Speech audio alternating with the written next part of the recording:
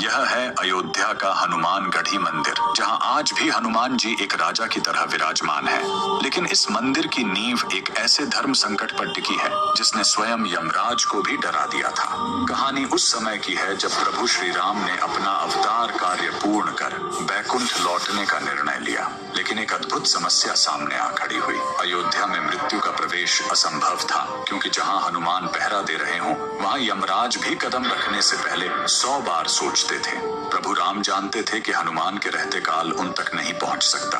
तब प्रभु ने एक ऐसी लीला रची जो कोई समझ नहीं पाया। उन्होंने अपनी अंगूठी महल के फर्श की एक छोटी सी दरार में गिरा दी और हनुमान जी से उसे लाने को कहा। हनुमान जी ने तुरंत सूक्ष्म रूप धरा और उस दरार में चले गए, पर वह कोई साधारण छेद नहीं था, वह पाताल लोक का रास्ता था। वहां पहुंचकर हनुमान जी की भेंट वासुकी नाग से हुई। वासुकी उन्हें एक स्थान पर ले गए जहां अंगूठियों का एक विशाल पर्वत पड़ा था। हनुमान जी हैरान रह गए। तब वासुकी नाग ने कहा, हे पवन पुत्र, हर त्रेता युग में राम अपनी अंगूठी गिराते हैं और हर बार एक हनुमान उसे लेने यहाँ आता है। ये सुनकर हनुमान समझ गए कि यह समय का चक्र है और अब प्रभु के विदा लेने का समय आ गया है। दुखी मन से हनुमान वापस आए और एक पहाड़ी पर बैठकर विलाप करने लगे।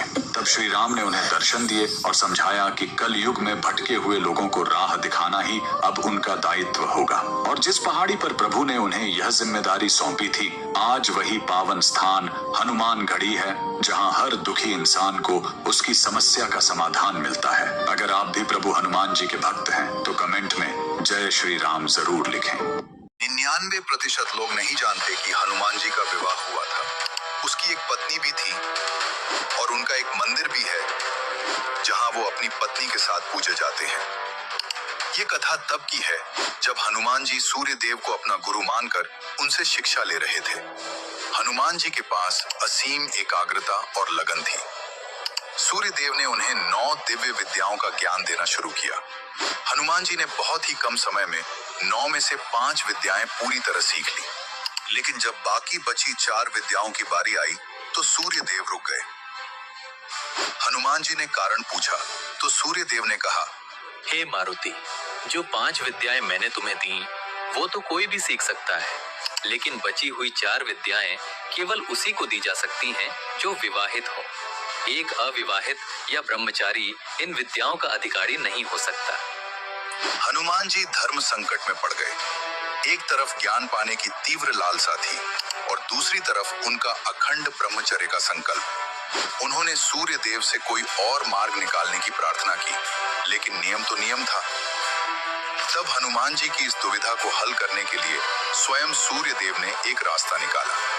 उन्होंने अपनी तपस्या के तेज और अपनी किरणों से एक अत्यंत तेजस्वी कन्या को प्रकट किया, जिसका नाम रखा गया देवी सुवर्चला।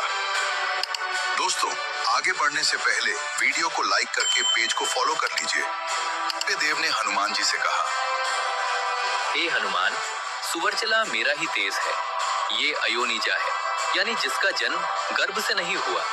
इससे विवाह करने के बाद भी तुम ब्रह्मचारी ही रहोगे, क्योंकि ये विवाह केवल ज्ञान प्राप्ति के लिए एक धर्म विवाह होगा, शारीरिक नहीं।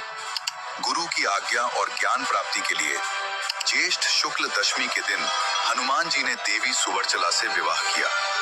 विवाह संपन्न होते ही हनुमान जी ने बाकी की 4 विद्याएं भी प्राप्त कर ली। चूंकि सुवर्चला केवल एक दिव्य ज्योति थी, इसलिए विवाह के तुरंत बाद वो वापस सूर्य देव की तपस्या में लीन हो गई। इस तरह हनुमान जी विवाहित होकर भी सदा ब्रह्मचारी ही रहे। आज भी भारत में एक ऐसी जगह है जहां इस विवाह के प्रमाण मिलते हैं। तेलंगाना के खम्मम जिले में एक विशेष मंदिर है